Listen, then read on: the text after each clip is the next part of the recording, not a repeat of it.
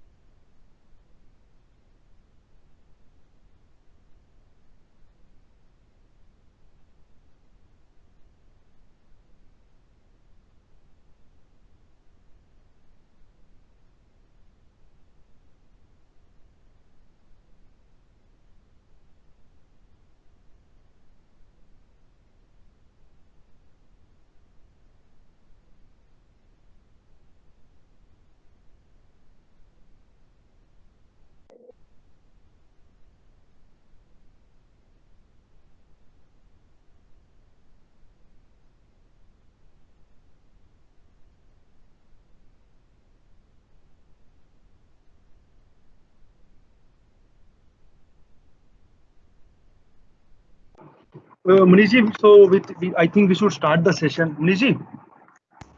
हाँ जी sir, 1 minute और वेट कर लो. बस मैसेज आ रहा है, कुछ लोगों का ज्वाइन कर रहे हैं, कोई एरर आ रही है, बस ज्वाइन करवा रहा हूँ मैं. 2 मिनट. ठीक है, मैं 2 मिनट और वेट कर लेता हूँ. नक्शी मैम आप लाइन पे है ना? हाँ जी सर. ठीक है मैम, ठीक है.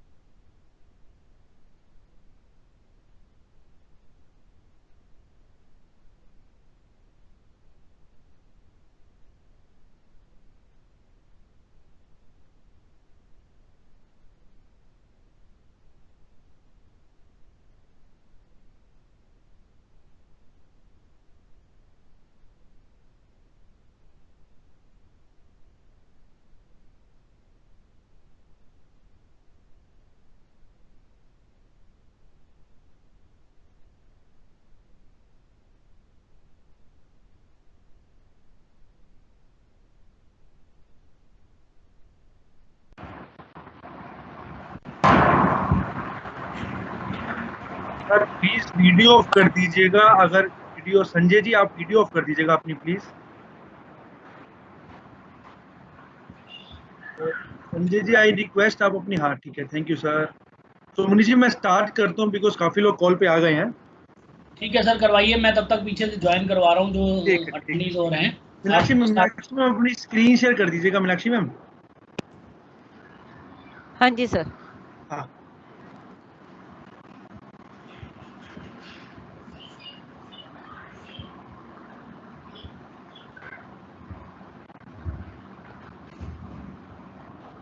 ठीक है मैम, इसको पीपीटी मोड में प्लीज ऑन कर दीजिए। ठीक है। So very very good evening to all of you. मेरा नाम मोहित गोसाई है। मैं टैली में as a business manager working कर रहा हूँ। फर्स्ट ऑफ ऑल तो मैं आप लोगों को तहे दिल से थैंक्स बोलूंगा कि आप इस सेशन में आए, आपने अपना कीमती समय निकाला। एक थैंक्स और बोलूंगा सर, आपने हमारे प्रोडक्ट पे ट्रस्ट रखा, आपने हमारे प्रोडक्ट पे, हमारी प्रोडक्ट को एक ब्रांड बनाया जिसको बोलते हैं, अभी मीनाक्षी मैम भी ये बात बोल रहे थे। So all thanks to all of you. आप लोगों ने टैली प्रोडक्ट पे इतना ट्रस्ट रखा कि आज मार्केट में हमारा शेयरिंग जो टैली प्रोडक्ट का है वो बहुत अच्छा है। जस्ट बिकॉज कि आप लोग हम पे ट्रस्ट रखते हैं, इसलिए हम आपके लिए ये स्पेशल सेशन ऑर्गेनाइज किया है। Because some of all of you are chartered accountant, कुछ लोग शायद नहीं होंगे इस कॉल पे, तो जो भी चार्टर्ड अकाउंटेंट इस कॉल पे हैं उनको, उनके लिए हमने ये सेशन एक्सक्लूसिव रखा है। कि क्या होता है कि कुछ फीचर्स टैली में ऐसे होते हैं जो मैं डेली, मेरे को पता होता है कि टैली में है, बट समहाउ मैं उनको यूज नहीं कर पाता। तो उस फीचर्स को दिखाने के लिए हमारा पर्पस था इस सेशन को ऑर्गेनाइज करने का, कि हम आपको ये सारे फीचर्स जो है लाइव दिखाएं, कि कुछ ऐसे बेनिफिट्स हैं जिसमें आपका डेली का जो भी वर्किंग हो रहा है, आपको क्लाइंट को बैकअप भेजता है तो कुछ एरर्स आते हैं उसको करेक्ट करके कैसे ठीक करना है, कुछ ऑडिट फीचर्स हैं उसको कैसे ठीक करना है, कुछ राउंड ऑफ से रिलेटेड आपको डॉक्यूमेंटेशन है उसके बारे में आपको बताया जाएगा। तो ये कुछ 4-5 टॉपिक्स हैं सर जिसमें हम आपको आज डिस्कशन करेंगे। तो ये 45 मिनट 50 मिनट का सेशन रहेगा। तो इस सेशन के बाद मेरे को 3 अपडेट आपको देने हैं। कुछ हमारी पॉलिसीज में चेंज आया है, कुछ एक हमारा टैली जो टैली ट्रिप के बारे में मेरे को थोड़ा सा आपको इन्फॉर्मेशन देना है, और एक जो डिस्काउंटेड टैली जो स्कीम चल रही है, मेरे को उस 3 चीजों के बारे में आपको आफ्टर दिस टेक्निकल सेशन मैं आपसे 5 मिनट उसके बारे में आपको बताऊंगा मैं। राइट। तो मैं हमारे साथ मनीष जी है, उनकी टीम है। पहले तो all thanks to accounts bureau team जिन्होंने इतना एफर्ट लगा के आपको यहाँ इनवाइट किया, and all thanks to Akshay and Meenakshi ma'am जो इस सेशन में हमारे साथ हैं। तो मीनाक्षी मैम जो है हमारे टेक्निकल पूरा आपको एक पूरा एक्सपेक्ट दिखाएंगे कि टेक्निकल टैली में क्या क्या होता है, कैसे कैसे फीचर्स हैं जो एज ए चार्टर्ड अकाउंटेंट आप यूज कर सकते हैं। अगर यूज कर रहे हैं तो वेल एंड गुड है, उसमें कुछ नया कुछ डाउट है तो पूछ सकते हैं। तो ये कुछ 3-4 चीजें हैं जो हम आपसे आज डिस्कशन करेंगे। इसको सर वन वे कम्युनिकेशन ना रखने के बजाय अपनी क्वेरीज को साथ साथ पूछते रहिएगा, ताकि हमें भी लगे कि आप हमारे सेशन को सुन रहे हैं। आपकी कुछ भी क्वेरीज अपनी नोट करके रख लीजिएगा। अगर आपको लगता है कि इस सेशन में आपको आंसर नहीं दे पा रहे हैं तो हम आपको उसका भी आंसर देंगे। आफ्टर दिस कॉल आपको हम अपना मोबाइल नंबर भी दे देंगे, आपको फिर भी कोई डाउट रहता है तो आप प्लीज हमें कॉल कर सकते हैं। तो ओवर टू मीनाक्षी मैम। आप मीनाक्षी मैम जो है हमारा पूरा टेक्निकल आपको आज पूरा एक्सपेक्ट दिखाएंगे। सो मैम प्लीज स्टार्ट करिए। Thank you so much, Mohit sir, and thank you so much, Accounts Bureau team, and thanks to all CA community. And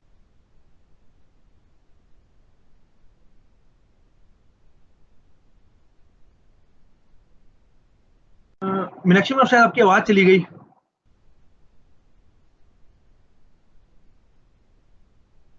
hello. Okay, actual में मुझे भी म्यूट कर दिया था। Okay okay, thank you so much Mohit sir. Sir अभी voice आ रही है? Hello मोहित sir, voice आ रही है? हाँ जी मैम, क्लियर है, क्लियर है, बिल्कुल क्लियर है।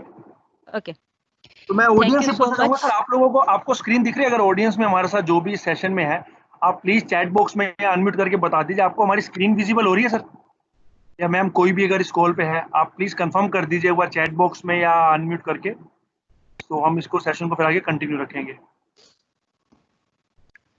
तो पुलकित जी आप कुछ कहना चाह रहे हैं सर, आप अनम्यूट करके बता सकते हैं।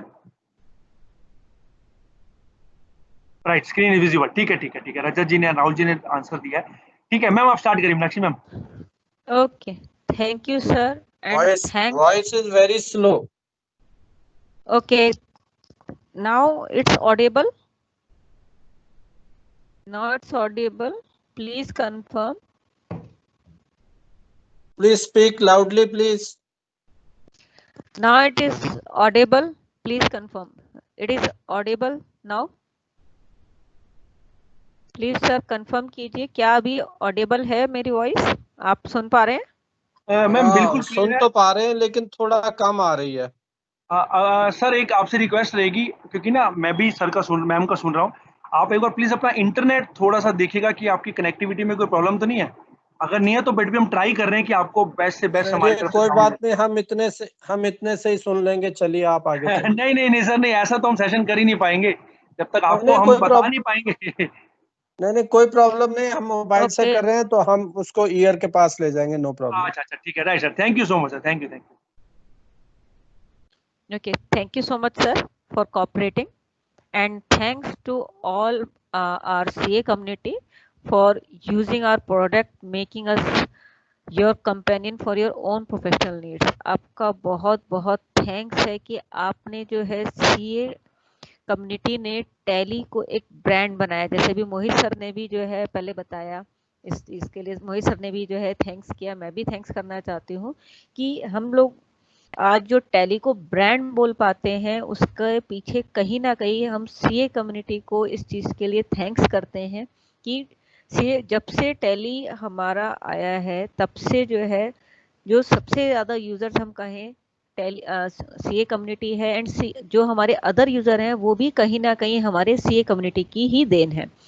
टाइम टू टाइम हमने जो आपकी वर्किंग में इजी हो जाए, आप उसको टैली को यूज करके आप अपने क्लाइंट्स को बेहतर सर्विस दे पाएं, इसके लिए जो आपके टाइम टू टाइम फीडबैक्स आते हैं उसको लेकर हमने जो है टैली में टाइम टू टाइम जो है अपडेट्स भी किए हैं। जैसे कि आप देखते भी एक्सपीरियंस भी करते हैं कि टैली में जो अपडेट्स आते हैं, हर बार एक जो अपडेट आता है वो कहीं ना कहीं आपके वर्क को ईज करने के लिए है, ताकि आप और बेहतर तरीके से अपने क्लाइंट्स को सर्व कर पाएं।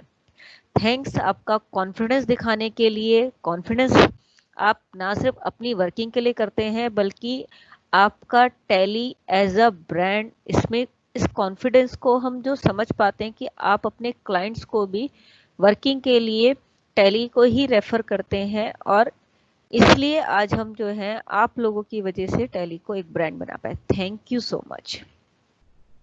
नाउ हम आज का जो हम अपना एजेंडा स्टार्ट करते हैं, इसमें सबसे पहले मैं बात करूंगी कि हम एज अ सीए कम्युनिटी, अगर हम बात करें एज अ प्रोफेशनल, हम लोग जो वर्किंग करते हैं, हम लोगों का मेन वर्किंग अपने क्लाइंट्स को सर्व करना है, बेहतर तरीके से सर्व करना है, और इसलिए कहीं ना कहीं हम लोग राउंड द ईयर 24/7 अगर मैं कहूँ हम लोग काम करते हैं बिना किसी हॉलीडे को लिए। हमारे लिए कोई हॉलीडे है ही नहीं।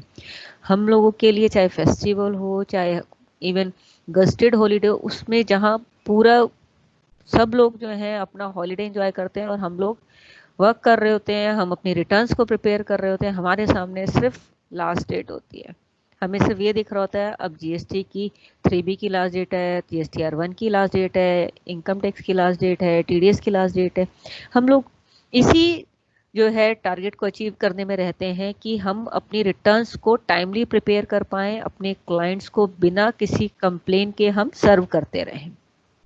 तो अगर हम इसमें देखें कि कहीं ना कहीं हमें अपनी इस सर्विसेज को प्रोवाइड करने में हमें कोई ना कोई पेन हमें रहता है, दैट मीन्स कि हमें कहीं ना कहीं प्रॉब्लम्स रहती हैं। हम लोगों ने सीए कम्युनिटी को कांटेक्ट किया, जो हमारे कुछ क्लाइंट्स हैं उनसे हमने डिस्कस किया और हमने उनके कुछ पेन पॉइंट्स को जो है समझा, उनसे पूछा, डिस्कस किया। वैसे तो बहुत सारे पेन पॉइंट्स हैं आप लोगों के वो वर्किंग में जो आते हैं, बट उसमें से कुछ मैं कहूँ कुछ जो मेन हमने देखे जिसके लिए हमारे जिन लोगों से हमने बातचीत करी उन्होंने भी माना कि हाँ ये हमारे मेन पेन पॉइंट है, उन्हीं को आज हम लेकर डिस्कस कर रहे हैं कि क्या क्या हमारे पेन पॉइंट्स हैं, और कोशिश कर रहे हैं कि हम उसका एक सॉल्यूशन आपको बता पाए। हो सकता है कि वो सॉल्यूशन आप में से कुछ लोग पहले से कर रहे हों, बट हो सकता है कुछ लोग ऐसे हों जो अभी अवेयर नहीं हैं इन सॉल्यूशंस के। तो आज हम लोग उन सॉल्यूशंस को समझेंगे, और आगे अगर हम उन्हें यूज़ नहीं कर रहे हैं तो आगे हम अपनी वर्किंग में उनको यूज़ करते हुए अपने क्लाइंट्स को और बेहतर तरीके से सर्विसेज पहुंचा पाएंगे। तो इसमें जो सबसे पहले अगर मैं पेन देखूं तो हमारा जो पेन पॉइंट क्या होता है, figure out the cause of mismatch in previous month record की। जो हमारे पास प्रीवियस मंथ के जो हम रिटर्न फाइल कर चुके हैं, अब जब हम दोबारा से क्लाइंट से डाटा लेते हैं तो हमें पता चलता है उसमें तो वो डाटा है ही नहीं जो कि हमने फाइल किया था। तो वो मिसमैच कहाँ है, क्लाइंट ने ऐसी कौन कौन सी एंट्रीज हैं जिसके अंदर चेंजेस करें, कोई एंट्री उसने बदल दी है, डिलीट कर दी है, या उसके अंदर कोई नई एंट्री डाल दी है, क्या ऐसा हुआ है जिसकी वजह से जो है ये चेंजेस आए हैं। तो हमें उनको जो है फाइंड आउट करना हमारे लिए एक बहुत ही पेन वाला वर्क हो जाता है। एंड अगर मैं नेक्स्ट बात करूं कि हमें ये भी देखना होता है कि जब हम रिटर्न्स के लिए डाटा प्रिपेयर करते हैं तो हमारा क्लाइंट हमें जो है अपना जो उसका वर्किंग डाटा है वो प्रोवाइड कराता है। समटाइम्स उसका डाटा या तो हो सकता है एक्सेल में हो, या हो सकता है उसने टैली पर ही प्रिपेयर किया है, या वो हमें अपना रॉ डाटा देता है, लाइक हमें बिल्स अपने बिल बुक पकड़ा देता है, और हम उसको जो है अपने पास जो है उसको सॉफ्टवेयर में फीड करते हैं। तो हमें ये भी चेक करना होता है जो डाटा उसने फीड करके सॉफ्टवेयर में दिया है कि जो उसने एंट्रीज की हैं उन एंट्रीज में से कितनी ऐसी एंट्रीज हैं जो कि गलत हैं या उसने जो एज पर कंप्लाइंसेस नहीं लिए।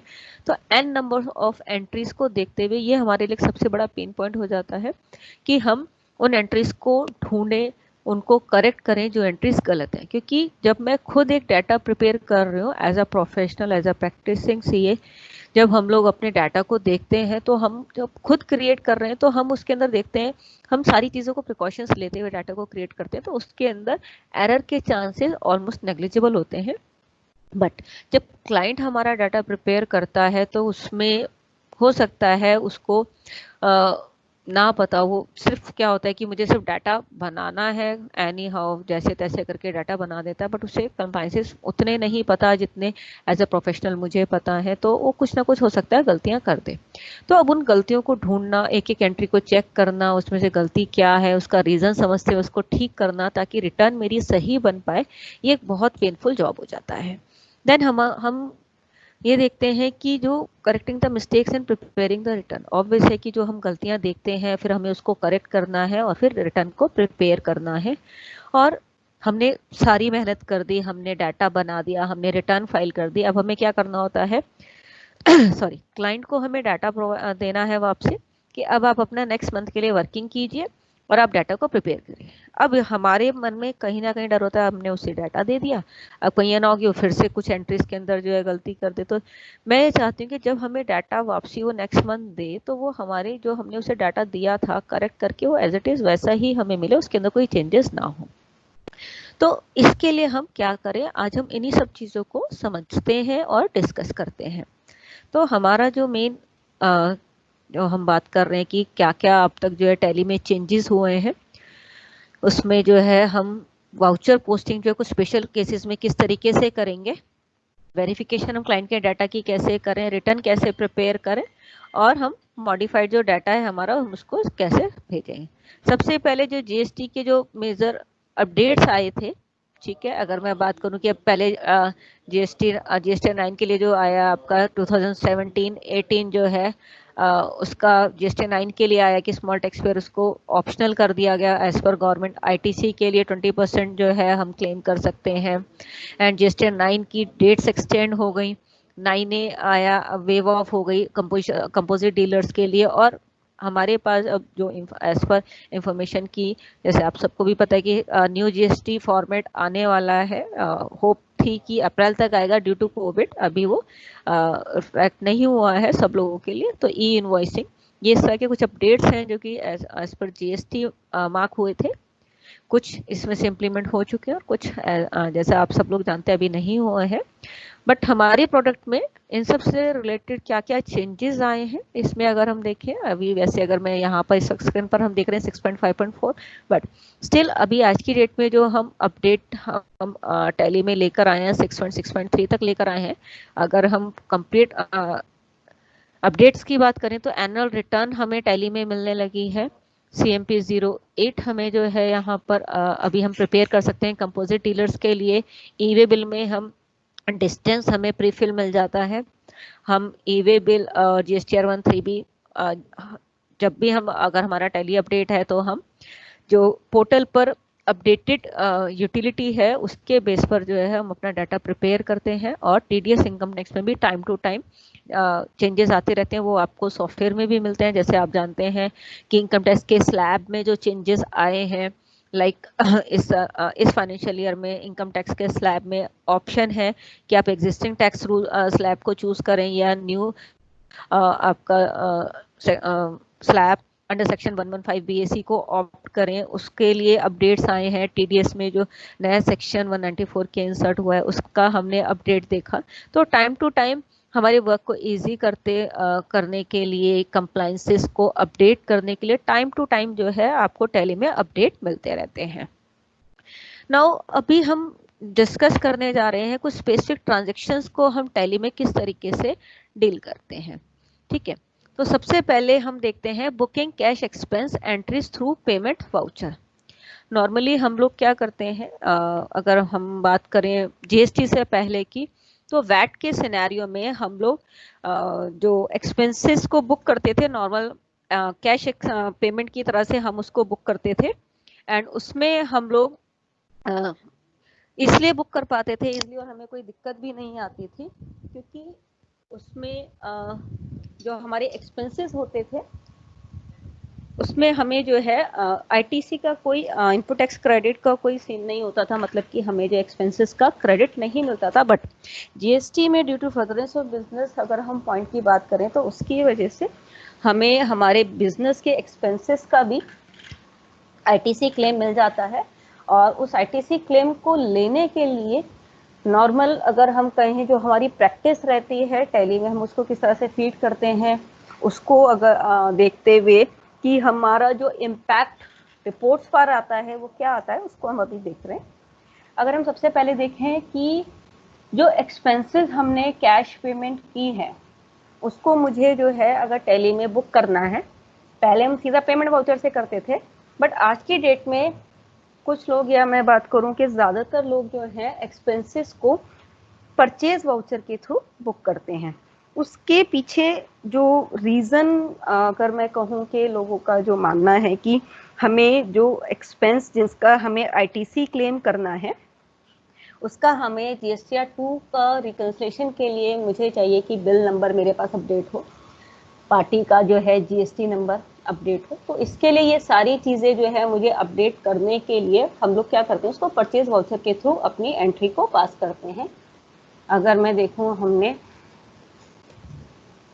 लाइक हमारा एक्सपेंस की अगर हम बात करें कि जब हम परचेज वाउचर के थ्रू पोस्ट करते हैं तो हमारा जो सारा इम्पैक्ट है सारी एंट्रीज का, क्योंकि हमने परचेज वाउचर के थ्रू करा है, तो हमारे पास जो इम्पैक्ट आता है वो किस में आता है, हमारा परचेज रजिस्टर में आता है। यानी कि अगर मैं टैली से अपना परचेज रजिस्टर देखूं तो यहाँ हम देखते हैं कि हमारे पास जो एक्सपेंसेस हैं वो हमारे किस में शो हो रहे हैं, परचेज रजिस्टर में। दैट मीन्स कि कहीं ना कहीं मुझे लगता है अगर मैं इस तरह से रिपोर्ट्स देख रही हूँ तो क्या मेरा परचेज रजिस्टर जो शो कर रहा है, दैट मीन्स कि मेरा ग्रॉस प्रॉफिट कहीं ना कहीं इम्पैक्ट कर रहा होगा। यानी कि मेरा जो ट्रेडिंग है वो उस पर इम्पैक्ट कर रहा है, जो मेरा परचेज हम प्रॉफिट एंड लॉस में देखेंगे वो कहीं ना कहीं इम्पैक्ट करेगा। बट अगर मैं अपने इस एक्सपेंस की रिपोर्ट को P&L पर जाकर देखती हूँ तो यहाँ पर मैं देखती हूँ कि मेरा जो परचेज है वो सिर्फ 49,600 है, जबकि मेरे परचेज रजिस्टर में हमारे पास जो है इससे जो है अलग एंट्रीज हमारी जो है शो हो रही थी। दैट मीन्स कि अगर मैं इसको अपनी दोबारा से रिपोर्ट्स में जाती हूँ तो यहाँ पर हमारे पास परचेज रजिस्टर में 77,732 का अमाउंट बुक हो रहा है, जबकि हमारा प्रॉफिट एंड लॉस में हमारे पास जो रिपोर्ट्स हैं उसमें हमारा से परचेज कितना 49,600। दैट मीन्स कि भले ही मेरा परचेज रजिस्टर वहाँ पर अलग अमाउंट शो कर रहा है, बट मुझे कहीं ना कहीं इस बात की तसल्ली है कि जो मैंने एंट्रीज की हैं उसका इम्पैक्ट मेरा सही है, मेरी बैलेंस शीट में, मेरे P&L पर वो एकदम सही इम्पैक्ट जा रहा है। यानी कि जो मुझे एंड ऑफ द पीरियड जो रिपोर्ट जनरेट करनी है उसमें मुझे सही इम्पैक्ट मिलेगा।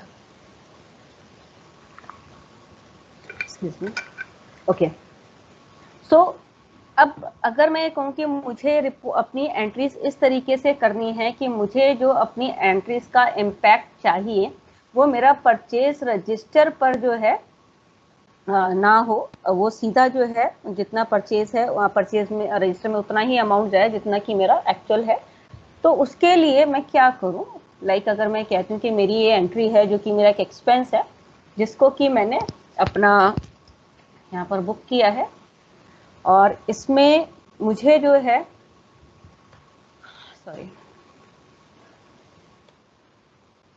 इसमें मुझे क्या करना है कि मुझे इस एंट्री को पोस्ट करना है पेमेंट वाउचर से। तो जब मैं इसको पेमेंट वाउचर से पोस्ट करती हूँ तो यहाँ आप देख पा रहे हैं कि जो मेन मेरी रिक्वायरमेंट है कि बिल नंबर के साथ मुझे इसको रिफ्लेक्ट करना है, वो मैं यहाँ कर पा रही हूँ due to this reference number option. अब ये reference number option by default आपको शो नहीं होता है। क्यों नहीं होता है? क्योंकि F12 में आपको use reference number in payment जो है ऑप्शन हमारा नो रहता है। अगर मैं पेमेंट वाउचर में यूज रेफरेंस नंबर ऑप्शन को यस कर देती हूँ यस कर देती हूँ तो इस तरह से मैं एक्सपेंसेस जो कि हमने अपने पेमेंट वाउचर के थ्रू पोस्ट किए हैं उसमें मैं बिल नंबर को जो है उसमें पोस्ट कर पाती हूँ। और मुझे जो है बाद में जब GSTR 2 को हम अपने पास रिकनसाइल करते हैं तो उसमें हम देखते हैं कि हमारे पास इम्पैक्ट भी सही आता है और हमारा परचेज रजिस्टर भी उस तरह से इम्पैक्ट नहीं करता है।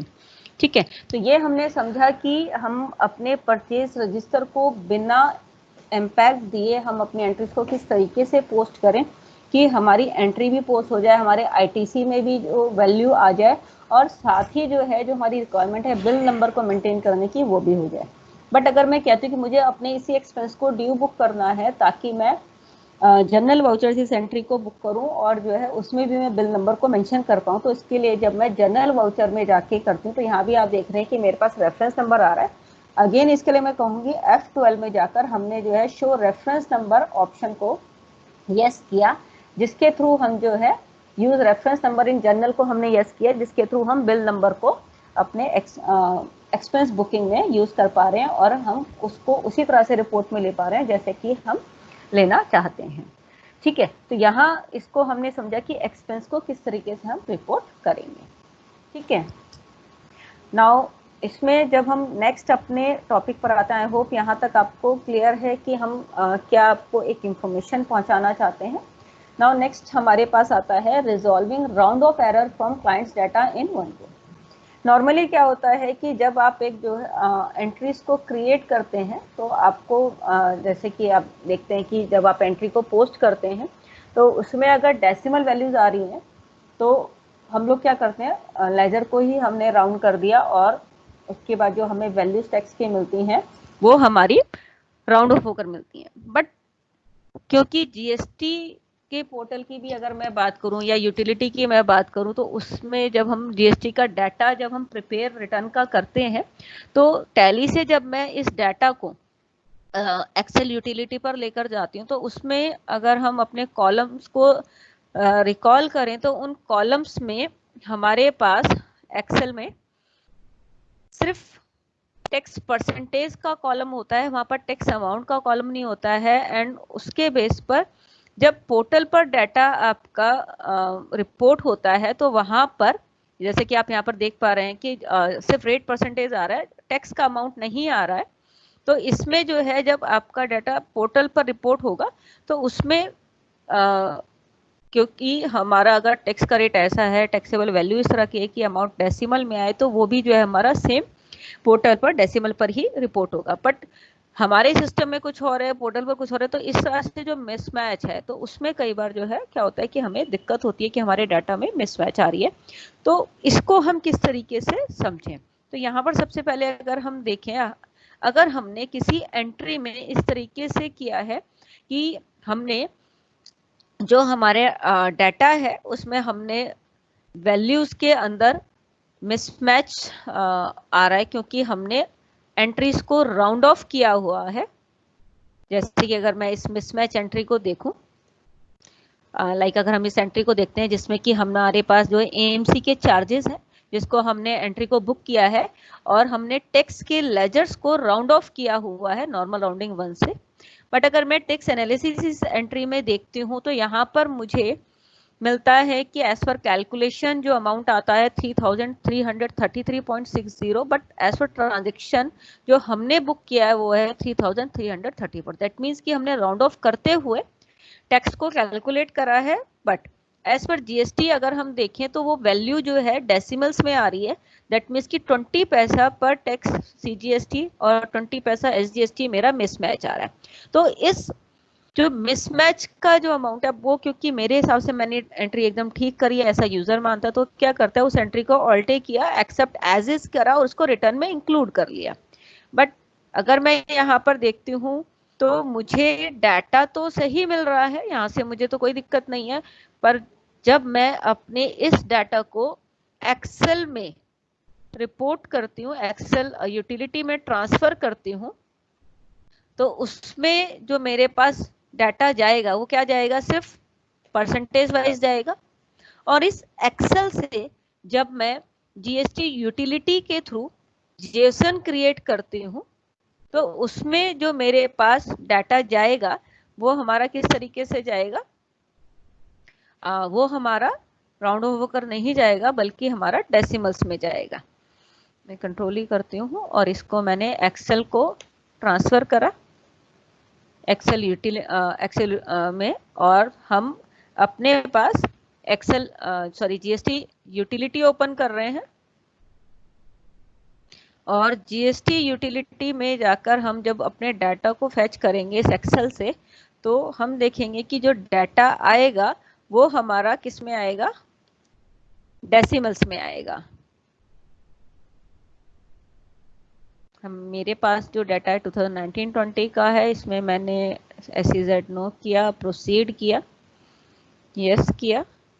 यहाँ पर जब मैं समरी अपनी देखती हूँ तो मेरे पास जो टैक्स आ रहा है वो आ रहा है 8650.80 CGST आ रहा है, जबकि मेरे पास यहाँ पर CGST में जो टैली में वैल्यू आ रही है वो आ रही है 8651। दैट मीन्स कि जो पोर्टल पर डाटा रिपोर्ट होगा और जो मेरे पास टैली में डाटा है उसमें ही अभी मिसमैच है। तो ये मिसमैच मेरे पास ना आए इसके लिए मुझे क्या करना है, इसके लिए सबसे पहले मुझे सॉल्यूशन क्या करना है, मुझे अपनी एंट्री में लेजर्स के अंदर कुछ चेंजेस करने हैं। लेजर में मुझे क्या चेंज करना है, सबसे पहली बात मुझे अपने टेक्स्ट के लेजर में राउंडिंग ऑप्शन खत्म करना है कि मैं ऑटोमेटिक राउंड मुझे जो है इसके अंदर नहीं देना है, बट जो राउंडिंग वैल्यू आ रही है मेरे पास उसको मुझे अलग हम एक लेजर के थ्रू पोस्ट करेंगे ताकि मेरा इनवॉइस भी राउंड हो जाए और मेरा जो टैक्स है वो भी मेरा सही रिपोर्ट हो। तो यहाँ पर हमने लिया, यहाँ पर मैंने राउंडिंग ऑफ लिया। राउंडिंग ऑफ का जो लेजर हमारा बनेगा उसको हमें इनडायरेक्ट एक्सपेंस पे बनाना है और type of ledger invoice rounding को यूज करते हुए, और उसमें राउंडिंग मैंने 1 दी जिसके थ्रू हमारे पास जो इनवॉइस राउंड होनी चाहिए जितने पैसे से प्लस या माइनस, उसके हिसाब से अपने आप इनवॉइस मेरी राउंड हो जाती है। और जब हम अपनी GSTR 1 में इसको देखते हैं तो हमारी जो है ये मिसमैच में भी नहीं आएगी। और साथ ही जब मैं अपने इस डाटा से एक्सेल क्रिएट करूंगी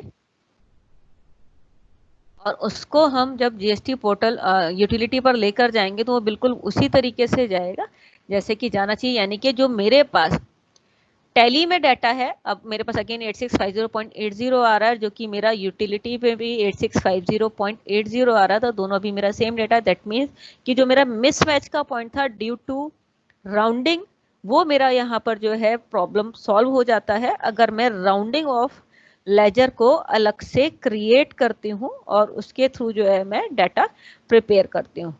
ठीक है, तो यहाँ पर जो है हमने इस तरीके से समझा कि राउंडिंग ऑफ लेजर को हम किस तरीके से यूज करेंगे। ना हम अपने नेक्स्ट उसमें आते हैं, reversal of ineligible credit with an impact on GST return. अब समटाइम्स क्या होता है कि कुछ हमारे एंट्रीज ऐसी होती हैं जिसमें कि हमें एंट्रीज में जो हमारे पास इनपुट आ रहा है हमें उसका जो है आईटीसी नहीं मिलना है, तो हमें उसको भी अपने पास ये मार्क करना है कि हमें इस पर्टिकुलर वाउचर से जो क्रेडिट है वो नहीं मिलेगा। दैट मीन्स कि कुछ मेरे इनपुट ऐसे हैं जिनका कि मुझे क्रेडिट नहीं मिलना, तो नॉर्मली हम क्या करते हैं, उतनी वैल्यू से अपने इनपुट को हम रिवर्स कर देते हैं। और जब आप रिवर्स की एंट्री डालते हो तो उसमें हमें जो एंट्री डालनी होती है, इनएलिजिबल क्रेडिट हमने डेबिट करा और एसजीएसटी जितना हमें रिवर्स करना है उस अमाउंट को लिया। अब अगर मैं इस एंट्री का इम्पैक्ट अपनी रिटर्न्स में देखूं तो क्या ये मुझे रिटर्न में इम्पैक्ट मिलेगा, तो इसके लिए जब मैं 3B में आती हूँ तो यहाँ पर जब मैं आईटीसी में देखती हूँ तो यहाँ पर मेरे पास आईटीसी रिवर्स में कोई वैल्यू नहीं है, जबकि हमने इनएलिजिबल आईटीसी में एंट्री डाली हुई है। बट इसका इम्पैक्ट क्यों नहीं आ रहा, क्योंकि मैंने अपनी एंट्री में जीएसटी का ऐसा कोई फ्लैग मार्क नहीं करा कि ये एंट्री मेरी जो है आईटीसी इनएलिजिबल में आ रही। तो इसके लिए मुझे क्या करना है, जब मैं एंट्री पोस्ट करूं तो मुझे जो है ऑल्ट जे स्टैट एडजस्टमेंट का यूज करना है एंड इसमें मुझे जो है बताना है कि एंट्री मेरी रिवर्सल ऑफ टैक्स क्रेडिट है ड्यू टू इनएलिजिबल क्रेडिट में। यहाँ पर आपने जो है इसको एसजीएसटी में आपने 1440 एंड सीजीएसटी में आपने जो है इसको 1440 लिया और इसको आपने जब सेव किया, अब आप जब इस एंट्री को देखेंगे तो यहाँ पर अब आप देखेंगे तो आपका आईटीसी भी चेंज हो गया और आपके पास वैल्यू इनएलिजिबल आईटीसी में भी आ गई है। यानी कि अब आपका जो इनएलिजिबल आईटीसी में पहले जो वैल्यू पोस्ट यहाँ शो नहीं हो रही थी वो भी अब आपकी शो हो रही है। साथ ही आपका जब आप एनुअल रिटर्न का अपना देखते हैं तो उसमें भी आपके पास रिफ्लेक्ट होता है कि कितना अमाउंट आपका जो है ड्यूरिंग द ईयर रिवर्सल हुआ है, जिसमें कि आपका इनएलिजिबल आईटीसी जो आपने डिक्लेयर करा है वो कितना डिक्लेयर करा है वो आपको यहाँ पर प्रॉपर एनुअल रिटर्न्स में भी शो होता है और आपकी जो जीएसटी रिटर्न जा रही है उसमें भी प्रॉपर शो होता है। तो यहाँ हमने ये समझा कि किस तरीके से हमने जो हमारा इनएलिजिबल आईटीसी क्रेडिट है उसका इम्पैक्ट अपनी एंट्रीज के थ्रू लिया। एंट्री हम पहले भी हमने की थी, बट हमने सिर्फ क्या नहीं किया था, उसके अंदर हमने जो है जीएसटी का फ्लैग उसके ऊपर मार्क नहीं करा था। दैट मीन्स कि हमने रीजन मार्क नहीं करा था कि हमने वो एंट्री जो इनएलिजिबल क्रेडिट है उसका इम्पैक्ट मुझे रिटर्न पर चाहिए, इस चीज़ का फ्लैग नहीं हमने मार्क करा था। जैसे ही मैंने उस फ्लैग को मार्क किया वैसे ही मेरी रिटर्न्स में भी इसका इम्पैक्ट आ गया। तो जब हम इससे रिटर्न प्रिपेयर करेंगे तो हम जो है प्रॉपर वही डाटा हमारा पोर्टल पर जाएगा जो कि हमारे टैली पर शो हो रहा है। नेक्स्ट अगर हम देखें recording voucher for input credit adjustment on reverse charge. अब अगर हमारे पास कुछ इस तरह से हम एंट्रीज को कर रहे हैं जिस पर कि हमें आरसीएम गवर्नमेंट को पे करना है, तो हम ये चाहते हैं कि हमें उन एंट्रीज का इम्पैक्ट भी जो है अपनी एंट्रीज अपने रिपोर्ट्स में लेना है। तो इसके लिए मुझे जो है क्या करना है सबसे पहले कि हमारे पास ऐसी कौन सी एंट्री है जिसका कि हमें इम्पैक्ट जो है आरसीएम के अंडर लेना है। तो इसके लिए मुझे क्या करना है कि लाइक अगर जब हम लीगल चार्जेस, अगर मैं बात करूं लीगल चार्जेस पर आरसीएम एप्लीकेबल होता है, तो मुझे सिंपली क्या करना है, सबसे पहले लीगल चार्जेस का जो लेजर है उसमें जीएसटी जब हम इम्प्लीमेंट करते हैं तो मुझे वहां पर ये बताना है कि ये एक्सपेंस मेरा रिवर्स चार्ज के दायरे में आता है, रिवर्स चार्ज इसके ऊपर एप्लीकेबल होता है। तो इस तरह की एंट्री का जब हम यहाँ पर क्रिएट करते हैं तो इससे रिजल्ट में क्या होगा, आपके पास जीएसटी की रिपोर्ट्स में आपके पास 3B में जब आप रिवर्स चार्ज की रिपोर्ट्स में जाकर देखेंगे तो यहाँ पर आपको एक शो होगा कि जो आपने एंट्री डाली थी रिवर्स चार्ज एप्लीकेबल की, तो उसमें जो है आपका कितना रिवर्स चार्ज की लायबिलिटी बनी हुई है। अभी उस लायबिलिटी को हमने बुक नहीं किया है।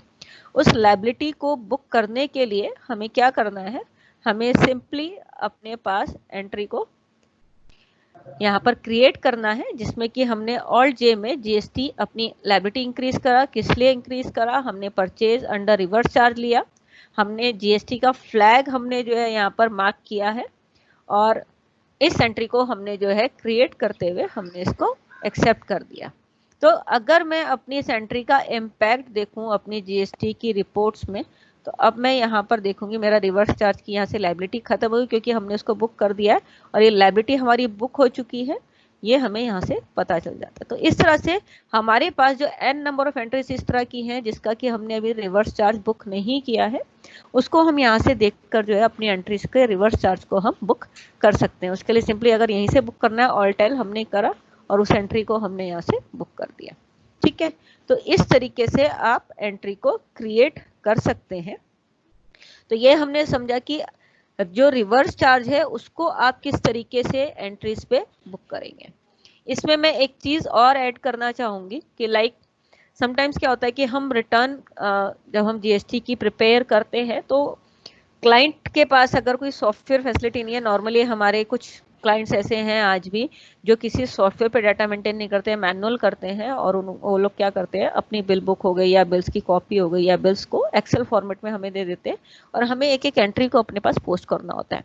लाइक अगर मैं बात करूं, मुझे एक सिंपल सेल की एंट्री बुक करनी है तो मुझे क्या करना पड़ेगा, सेल वाउचर पे गई, बिल नंबर मेंटेन करना है, पार्टी का नेम सिलेक्ट करना है, सेल का लेजर सिलेक्शन करना है, आइटम लेना है, एंड उसके बेस पर जो टैक्स एप्लीकेबल है मुझे उस टैक्स को लगाना है। यानी कि इस तरह से एक एंट्री को करने में जितने नंबर ऑफ क्लिक्स मेरे पास आ रहे हैं उतनी मुझे जो है टाइम जो है एंट्री को क्रिएट करने में लगता है। अब इसी एंट्री के टाइम को अगर मुझे शॉर्ट करना है, क्रिएट के टाइम को, तो मुझे क्या करना है, मुझे सिंपली जो है हम क्या करेंगे, अपना एक वाउचर क्लास क्रिएट कर लेंगे और उसके थ्रू हम अपनी एंट्रीज को जब पोस्ट करेंगे तो हम अपना क्लास के थ्रू हम एंट्रीज को बहुत ही कम टाइम में हम क्रिएट कर पाएंगे। सिंपली कैसे हम क्लास क्रिएट करेंगे, इसके लिए मुझे क्या करना है, हमें अकाउंट्स इन्फो वाउचर टाइप, हमारे पास जो सेल्स का वाउचर है हम चाहें तो उसको भी ऑल्टर कर सकते हैं, हम एक नया क्रिएट कर सकते हैं।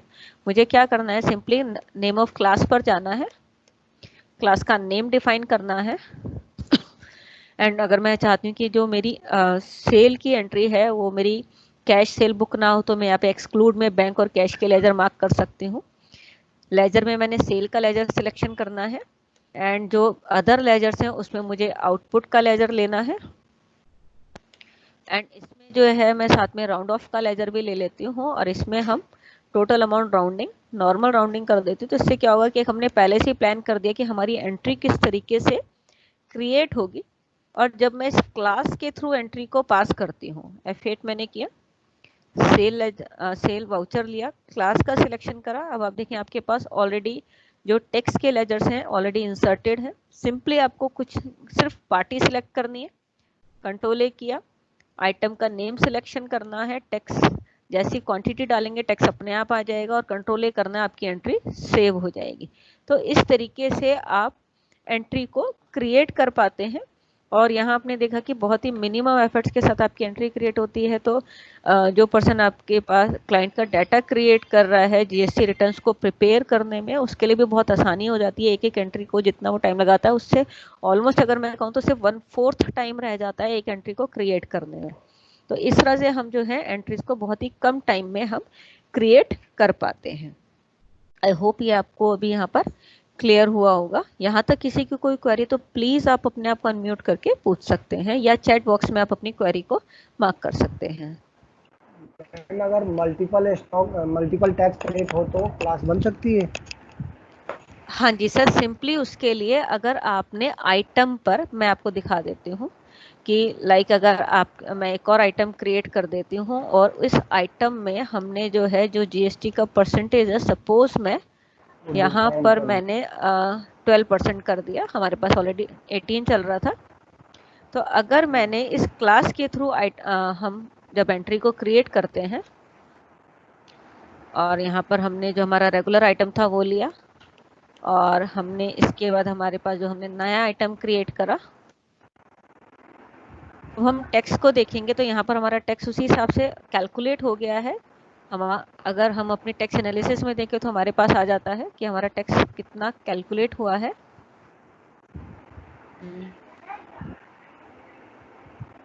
पर मैं इसको मार्क कर देती हूँ, ये हमारा सॉरी ये भी 12% था, इसको मैंने सपोज 18% कर दिया। तो अब अगर मैं टैक्स को देखूं तो हमारा टैक्स ऑलरेडी चेंज हो चुका है। अब आप देखें एक आइटम पर 9% और एक आइटम पर 6% कैलकुलेट हुआ है। इवन जब आप बिल को प्रिंट करेंगे तो उसमें भी आपको दोनों टैक्स के एनालिसिस मिलेंगे, 6% और 9%।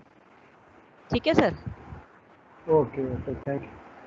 इस तरह से आप एक ही सिंगल बिल में मल्टीपल आइटम जिस पर मल्टीपल टैक्स लग रहा है उसको भी आप मार्क कर सकते हैं। कुछ लोग ऐसा भी करते हैं कि लेजर्स ही जो है वो डिफरेंट टैक्स परसेंटेज के ले लेते हैं। तो सिंपली कुछ नहीं करना है, आपके जितने भी टैक्स के लेजर्स हैं आपको उस क्लास के अंदर उनको मेंशन कर देना है, और जो टैक्स के लेजर एंट्री में यूज नहीं होंगे वो लेजर जीरो वैल्यू होने की वजह से अपने आप ही रिमूव हो जाएंगे। ठीक है? तो यहाँ आपकी अगर कोई और भी लेजर है, सपोज मैं यहाँ पर आउटपुट IGST क्रिएट करती हूँ, उसको भी मैंने यहाँ पर जो है इंसर्ट कर दिया। तो अब जब ये एंट्री में यूज नहीं होगा तो अपने आप ही जब एंट्री सेव होगी तो वो रिमूव हो जाएगा। यहाँ देखिए आपके पास सारे लेजर्स आ रहे हैं। एंट्री में आप देखेंगे कि जो आइटम आपने सिलेक्ट करा है उसकी वजह से जहाँ जो टैक्स बनना चाहिए सिर्फ वैल्यू उसी में आएगी। सपोज यहाँ मैं एक वैल्यू ऐसी दे देती हूँ जिससे कि अमाउंट आपका डेसिमल में आएगा, तो राउंड भी आपका अपने आप हो जाएगा। यानी कि ये सब सोचने की जरूरत भी यूजर को नहीं पड़ेगी कि एंट्री में मुझे राउंड करना है, कितनी वैल्यू राउंड करनी है।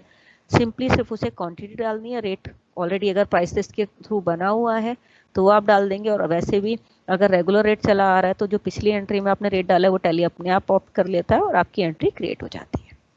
ठीक है सर? तो इस तरह से वाउचर क्लास के थ्रू आप एंट्री को बहुत ही कम क्लिक्स में अपनी एंट्री को क्रिएट कर सकते हैं। आई होप ये आपके वर्किंग में बहुत हेल्प करेगा, आपका टाइम बहुत शॉर्ट हो जाएगा जो वर्किंग में आपका लगता है। इसके अलावा अगर किसी और की कोई क्वेरी तो प्लीज आप पूछ सकते हैं, अदरवाइज हम अपने नेक्स्ट टॉपिक पर चलते हैं। ओके। Hello hello. हाँ जी सर। हाँ, कह रहा था कि ये इसमें मल्टी क्लास में जो इंटर स्टेट और लोकल सेल दोनों ही एक साथ चढ़ सकते? नहीं सर, वो नहीं चढ़ेगी। सिंपली क्या है कि अगर मैंने कोई ऐसी लाइक अगर मैं एक यहाँ पे पार्टी लेती हूँ जो कि हमने कहा कि इंटर स्टेट है, ठीक है, यहाँ पर मैंने उत्तर प्रदेश लिया। अब यहाँ पर जब मैं एंट्री को पोस्ट करूंगी तो उसके अंदर हमारा IGST लगेगा। ठीक है, वैल्यू अपने आप IGST में आई। इवन मैं इसको जो है अपना राउंड ऑफ भी करा, जब मैं इस एंट्री को सेव करूंगी तो जो मेरे लेजर्स में वैल्यू नहीं आई है वो अपने आप रिमूव हो जाएंगे। तो जो बिल प्रिंट होगा उसके अंदर सिर्फ वही लेजर्स प्रिंट होंगे जिसमें वैल्यू है। तो अब आपने देखा लोकल जो था CGST SGST वो रिमूव हो चुका है। अच्छा अच्छा अच्छा अच्छा, ठीक है sir. Okay, thank you. Okay sir. Hello. हाँ जी सर। हाँ मैडम, मुझे एक क्वेश्चन पूछना है, वो थोड़ा सा हटके है क्वेश्चन। कोई नहीं सर, ट्राई करेंगे, बताएं। ओके ओके, मुझे ये बताइए कि जैसे वर्क्स कॉन्ट्रैक्टर्स हैं बिजनेस में, वो वर्क्स कॉन्ट्रैक्टर्स को कुछ अकाउंट्स और रिकॉर्ड्स बनाने होते हैं GST लॉ के हिसाब से। तो अकाउंट्स तो आपके टैली में बन जाएंगे, लेकिन जो और रिकॉर्ड्स हैं जो रूल्स में आ रहे हैं, क्या वो भी टैली से निकलते हैं क्या? सर लाइक थोड़ा सा एग्जांपल देंगे किस तरह के रिकॉर्ड्स बनाने होंगे? जैसे वो ये कहता है कि भाई ईच कॉन्ट्रैक्ट के अलग अलग रिकॉर्ड बनाने हैं, नंबर 1। नंबर टू वो ये कहता है कि भाई आपने किस किस सप्लायर से क्या क्या खरीदा है, उसका नाम, एड्रेस, वो सारा होना चाहिए।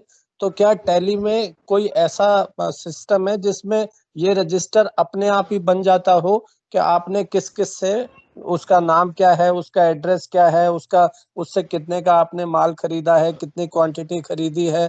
तो ये रिकॉर्ड भी टैली से निकलता है या सिर्फ अकाउंटिंग का पोर्शन निकलता है? सर अगर मैं ये कहूँ कि मुझे ये देखना है कि मुझे किस पर्टिकुलर पार्टी से मैंने क्या क्या सामान खरीदा है, ठीक है। अगर अगर अगर गवर्नमेंट का कोई ऑफिसर आके कहता है बताइए आपने किस किस से कितना माल खरीदा है, ऐसा हाँ, जो आपने रजिस्टर बना रखा है वो हमको दिखाइए, तो ओके। क्या टैली में ऐसा कोई रजिस्टर हाँ निकलता है जो हम उसको दिखा सकें? सर, इन्वेंट्री वाइज अगर मैं आपको दिखाऊं तो इसमें मूवमेंट एनालिसिस में अगर मैं पर्टिकुलर लेजर का देखूं तो उससे हमने क्या परचेज करा है, तो यहाँ से परचेज कॉलम में उसकी पूरी रिपोर्ट आ जाएगी।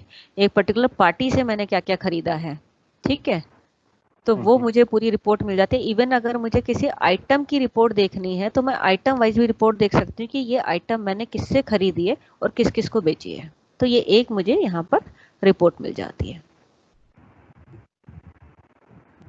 ठीक है सर, ये हमारी जो मूवमेंट एनालिसिस रिपोर्ट है उससे हम और इसको और देख पा रहे और हैं। इसमें टैली में आपका हर कॉन्ट्रैक्ट के हिसाब से according to each contract recording हो जाएगी कि इस कॉन्ट्रैक्ट के लिए मैंने क्या हेलो खरीदा, इसमें कितना बिल्कुल बिलिंग हेलो हुआ। बिल्कुल सर, बिल्कुल बिल्कुल हो जाएगी। Ma'am, am I audible? मैं बिल्कुल राजेश जी, नाम बोल रहा हूँ सीखे। हाँ जी सर। सर मैं पहले सर की एक मेरी क्वेरी क्या है यहाँ ना, पे। जो बिल ये जो बता रहे हैं कंट्रैक्टर के बारे में, जी जी आई थिंक ये बिल ऑफ मटेरियल जो बॉम्ब होता है ना, बिल ऑफ मटेरियल, सर जब हम सर किसी नहीं पर्टिकुलर नहीं मैं, प्रोडक्शन पे एक इशू करते हैं, एक्चुअली क्या होता है कॉन्ट्रैक्ट में भी कि हाँ जी हर हर कॉन्ट्रैक्ट अवार्ड के लिए ना परचेजिंग सेपरेट होनी चाहिए।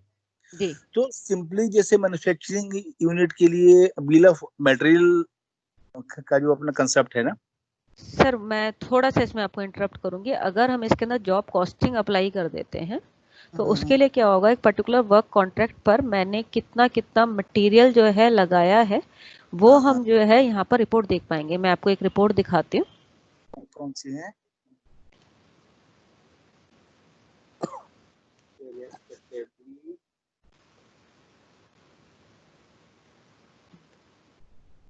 लाइक अगर मैं यहाँ देखूं कि मेरे पास एक यहाँ पर रिपोर्ट है, एक मिनट,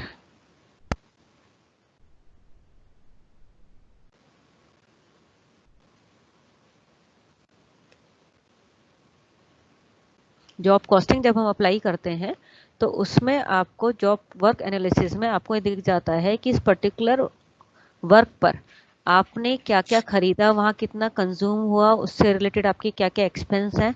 इवन जब आपने बिलिंग करी तो उस पूरे कॉन्ट्रैक्ट में आपको क्या फायदा या नुकसान हुआ पूरा आपको मिल जाता है अगर आप जॉब कॉस्टिंग अप्लाई करते हैं। ठीक है सर, जॉब वर्क तो ये हाँ हाँ, जॉब कॉस्टिंग के through, job costing, job work और जॉब कॉस्टिंग दोनों अलग अलग हैं, हम जॉब कॉस्टिंग की बात कर रहे हैं। जॉब कॉस्टिंग के थ्रू आपको ये पूरा मिल जाता है कि आपने अपनी इस कॉन्ट्रैक्ट जो आपका वर्क चल रहा था इसमें आपका जो है क्या क्या मटेरियल आपका जो है गया है, कितना कितना कंज्यूम हुआ, वहाँ कितना बच गया है। ठीक है, ये और जो आपको यहाँ पर इनपुट पूरा मिल होगा, जाता जो है। जो डेटा इनपुट है, जो वाउचर एंट्री है, वो नॉर्मल से हटके होगी ना, फिर तो ये जॉब वाइज सिर्फ होगी ना। इसमें, हाँ हाँ, इसके अंदर जो है हम सिंपली लोकेशन वाइज करेंगे और साथ में एक कॉस्ट सेंटर साथ में इंक्लूड करते हुए जॉब कॉस्टिंग के लिए जब उससे रिलेटेड हम रिपोर्ट्स बनाते हैं, एंट्रीज को क्रिएट करेंगे तो हमें उससे रिलेटेड रिपोर्ट्स मिल जाती हैं। ठीक है, ठीक है। और साथ ही मैडम मैं जो है, फिर से हेलो। हाँ जी सर, हाँ मैडम जी, मैं फिर से आपको ट्रबल दे रहा हूँ। सर मेरा कोई दिक्कत नहीं। सिंपल क्वेश्चन ये है पूछने का, ये आपने अच्छा किया, ये बता दिया, समझा दिया जॉब कॉस्टिंग वाला। It is good for the other person who was raising this query. जी my simple question is that as per chapter of जो जो बुक्स और अकाउंट्स एंड रिकॉर्ड्स का चैप्टर है जीएसटी के अंदर, उसमें ये कहा गया है रूल्स में जाकर के कि आपको हर हर सेपरेट सेपरेट असेसी के लिए, assessee means if he is doing, if he is a agent, if he is a warehouse operator, if he is a cold storage operator और something, और या कॉन्ट्रैक्टर है या इस तरह से मैन्युफैक्चरर है तो और ट्रेडर है अलग अलग, तो उसमें ये बताया गया है कि आपको ये रिकॉर्ड्स रखने हैं, different different records.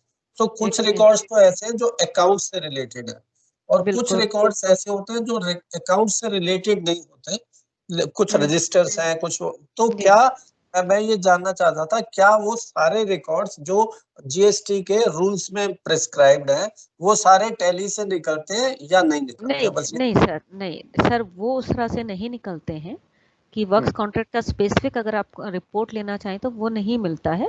I hope आगे आपको कुछ आने वाले वर्जन्स में मिल पाए, मैं आगे आपकी क्वेरी जरूर रेस कर दूंगी, ठीक है, बट अभी ऐसा नहीं है।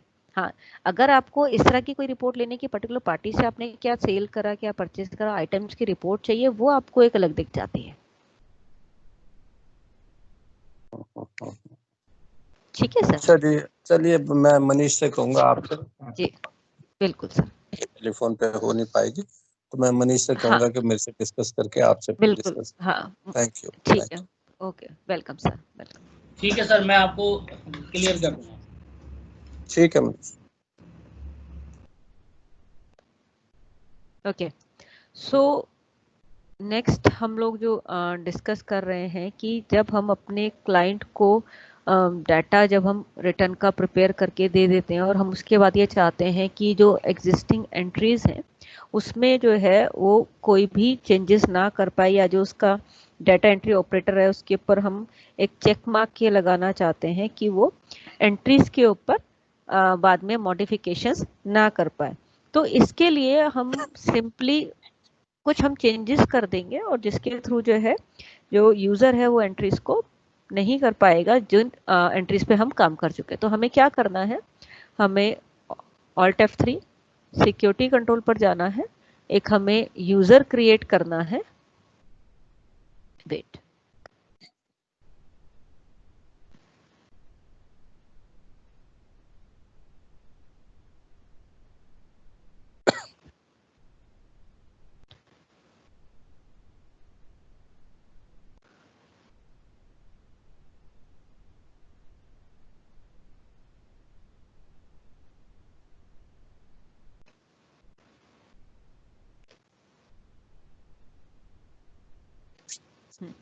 हमें Alt F3 में गए हम, यहाँ पर हमें जाकर सिक्योरिटी कंट्रोल में जाना है, हमें टाइप ऑफ सिक्योरिटी में डाटा एंट्री ऑपरेटर के लिए हमने सिंपली क्या करा, हमने बैक डेट वाउचर पे हमने एक चेक मार्क लगा दिया कि वो पर्सन जो है 15 डेज से पुरानी एंट्रीज पर काम ना कर पाए, या फिर एक हम अगर डेट डाल देते हैं, सपोज मैंने उसको 1 अप्रैल या 30 अप्रैल का डाल दिया, तो वो इस डेट से पहले की एंट्रीज में जो है काम नहीं कर पाएगा। तो इससे क्या होगा, जो एंट्रीज आपने बिल्कुल अपनी तरफ से करेक्ट कर दी हैं तो उसके अंदर कोई भी चेंजेस वो नहीं कर पाएगा। तो इस तरह से आप जो है यूजर वाइज जो है यहाँ पर एक चेक मार्क लगा सकते हैं, ठीक है। तो ये हमने समझा कि जो एंट्रीज हम कर चुके हैं, हम फाइनलाइज कर चुके हैं और हम चाहते हैं कि यूजर उसमें जो है कोई भी चेंजेस ना करे, तो उसको हम यहाँ पे इस तरीके से ब्लॉक कर सकते हैं, ठीक है। नाउ जैसे कि हम जानते हैं कि जीएसटी 9 का भी जो है डाटा हमारा टैली से प्रिपेयर हो जाता है, तो जितना भी हमने एनुअल डाटा जितना भी हमने जीएसटी का डाटा बनाया वो हमें यहाँ से पूरा जीएसटी 9 का डाटा जो है हमें यहाँ पर मिल जाता है, CMP 08 का हमें डाटा मिल जाता है। अब आता है कि जब हम अपने क्लाइंट को जो करेक्टेड डाटा है वो हमें जो है मार्क करना है, ठीक है। अब सपोज हमारे पास जो एंट्रीज, हमारे पास डाटा आया, हमने क्लाइंट को डाटा बनाकर दे दिया, अब वापस उसने नेक्स्ट मंथ अपना डाटा उसके अंदर क्रिएट करा और हमें बना ला कर दिया। तो अब हमें ये देखना है कि उसने कौन कौन सी ऐसी एंट्रीज हैं जो कि उसने चेंज की हैं। तो उसके लिए हमें क्या करना है, डिस्प्ले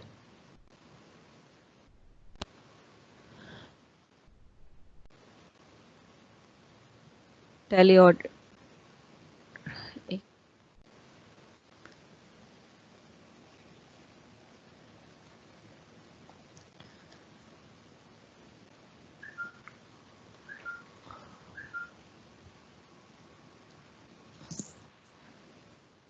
अकाउंट, हमें टैली ऑडिट में जाना है, हमें वाउचर टाइप्स में जाकर हमें यहाँ पर जो है एंट्रीज की रिपोर्ट मिल जाएगी कि यूजर ने जब हमने उसको डाटा फाइनल करके दिया था तो उसने एक जनरल वाउचर में एंट्री उसने की है, उसके अंदर कुछ चेंजेस करे हैं, लाइक उसने एक एंट्री को डिलीट कर दिया है, एक एंट्री को में उसने जो है चेंजेस किए हैं, ठीक है। तो यहाँ से जो है आपको पूरा एक रिपोर्ट मिल जाती है कि यूजर ने कौन कौन सी एंट्री में जो है क्या क्या चेंजेस करे हैं, और यूजर वाइज आपको जो है रिपोर्ट मिल जाती है अगर उस कंपनी पे अलग अलग यूजर बने हुए हैं। तो अब इन एंट्रीज को करेक्ट करके जब आप सेव कर देते हैं तो यहाँ पर आप क्या करते हैं, सारी एंट्रीज को आपने क्या करा, मार्क कर दिया। तो उससे जो है क्या होगा कि आपको ये पता चल जाता है कि आपकी ऐसी कौन कौन सी एंट्रीज हैं जो कि यूजर ने चेंज की हैं। इस टैली ऑडिट फीचर का यूज आप इसके अंदर कर सकते हैं। ठीक है, तो ये हमने समझा कि जो अगर हमें इसके अंदर यूज करना है कि जो क्लाइंट ने कौन कौन सी एंट्रीज में चेंजेस करे हैं उसको हम किस तरीके से देखेंगे। नाउ यहाँ अभी तक हमने देखा कि टेक्नोलॉजी का यूज करते हुए हम डिफरेंट जो हमारी कॉम्प्लेक्स सिनेरियोज हैं उसको हम किस तरीके से इजीली हम जो है उसमें हम काम करते हुए अपने काम को और बेहतर तरीके से कैसे कर सकते हैं। हम अपने डाटा जो हमने क्लाइंट के लिए प्रिपेयर करा है उस पर हम कैसे कंट्रोल बना सकते हैं, हम अपना टाइम कैसे सेव कर सकते हैं, एरर फ्री मैक्सिमम हम अपना डाटा एरर फ्री किस तरह से बना सकते हैं। तो ये सारी चेंजेस हमने यहाँ पर समझे। तो हमने आज पूरा जो समझा है कि जो डिफरेंट वाउचर्स हैं उस पर आप किस तरीके से एंट्रीज करेंगे, इवन आप जो जीएसटी का डाटा प्रिपेयर करते हैं वेरिफिकेशन आप कैसे करेंगे। तो ये सारी चीज़ें आज हमने इसको समझी। और अगर आपको कोई भी दिक्कत परेशानी होती है तो उसके लिए तो हम हैं ही, हमारे जो ये डिफरेंट आप देख रहे हैं सीए कम्युनिटी को प्रॉपर उनको हेल्प करने के लिए जो डिफरेंट आपके पास जो है ब्लॉग्स हैं, सपोर्ट है, help.telesolutions.com है, इसके थ्रू आप जो है रीच आप हमें कर सकते हैं। मैडम एक चीज और बता दीजिए प्लीज। है हाँ जी सर। ये बताइए कि टैली में ऐसा कोई फीचर है, सपोज किसी क्लाइंट ने किसी सिक्योरिटी एजेंसी से सर्विस ली और वो आरसीएम में है, लेकिन सिक्योरिटी सर्विस ने गलती से उस बिल के अंदर सीजीएसटी और एसजीएसटी लगा के भेज दिया। क्लाइंट प्राइवेट लिमिटेड कंपनी है, उसको रिवर्स चार्ज में देना चाहिए था, लेकिन जो सिक्योरिटी कंपनी है उसने बिल के अंदर लगा के भेज दिया और कंपनी को पता नहीं था, कंपनी ने उसकी एंट्री कर दी। तो क्या टैली में ऐसा कोई फीचर है जो ये बता दे कि भाई ये एंट्री गलत हो रही है? सर उसमें लेजर के ऊपर हमें जो है आरसीएम का एक जो है फ्लैग मार्क करना होगा। तो इस तरह से जो है फ्लैग तो मार्क हो जाएगा। क्वेश्चन ये है कि जब बिल बना, जिसने बिल भेजा उसी ने उसके अंदर चार्ज कर दिया, और जो असिस्टेंट है, अकाउंट्स असिस्टेंट है, उसको तो इतना पता नहीं है, उसने उसी से एंट्री कर दी। तो क्या टैली रोकता है कहीं पर कि भाई ये सिक्योरिटी एजेंसी आरसीएम में है, this can not be entered like this? Okay, आप समझ गए मेरी बात? मुनीश जी सर। मुनीश सर आप इसमें कुछ कहना चाहेंगे? मुनीश सर। मैडम ऐसा कुछ मार्किंग नहीं है, बट हम लोगों को खुद ही ध्यान रखना पड़ता है इस चीज़ के लिए, क्योंकि ऐसा कोई पॉपअप आता नहीं है एंट्री का पास करते टाइम। बिल्कुल सर, मैं भी यही मेरा ये कहना है कि जो एंट्रियां हैं ही आरसीएम में, उसका टैली के अंदर कुछ फीचर में क्रॉस लगना चाहिए कि भाई सिक्योरिटी सर्विस में आप ये डाल रहे हैं तो ये उसमें नहीं आ रहा है, ये आरसीएम में आएगा, आप डायरेक्ट इनपुट नहीं लगा सकते। तो ऐसा कुछ सिस्टम होना चाहिए। हाँ, वो एक्चुअली क्या होता है कि सेल इनवॉइस जब हम बनाते हैं ना, तो लेजर पे उस टाइप का कुछ सिक्योरिटी के ऊपर हमें मेंशन करना पड़ेगा कि प्राइवेट लिमिटेड। ये मनीष, ये मेरा परचेज इनवॉइस होगा ना मेरे लिए, सिक्योरिटी एजेंसी परचेज इनवॉइस है मेरा। परचेज इनवॉइस में एंट्री करते टाइम जो हमारे को उसने इनवॉइस दिया, हम लोगों ने एंट्री करके इनपुट ले लिया उसका। भाई आप अकाउंटेंट हो, आपको नहीं पता कि आरसीएम लगना है, आपने जो बिल आया उस बिल को आपने एंटर कर दिया, जबकि वो गलत था, उस बिल के अंदर वो लगना ही नहीं चाहिए था।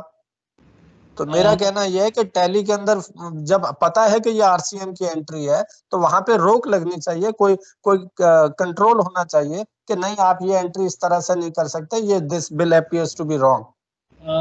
कोई नहीं, एक बार इसको चेक कर लेते हैं कि इसकी हमारे कहाँ पर मार्किंग करके इसको हम रोक सकते हैं। हाँ जरा चेक कर लीजिए, क्योंकि एक क्लाइंट ने ये जनवरी 19 में ये लॉ चेंज हो गया था, जनवरी 19 में ये लॉ चेंज हो गया था और क्लाइंट्स को पता नहीं था, और किसी क्लाइंट ने जनवरी 19 से लेके अभी तक उसको वो टैक्स देता चला गया, जबकि उसको आरसीएम में देना चाहिए था, और टैली ने कभी नहीं रोका इसको।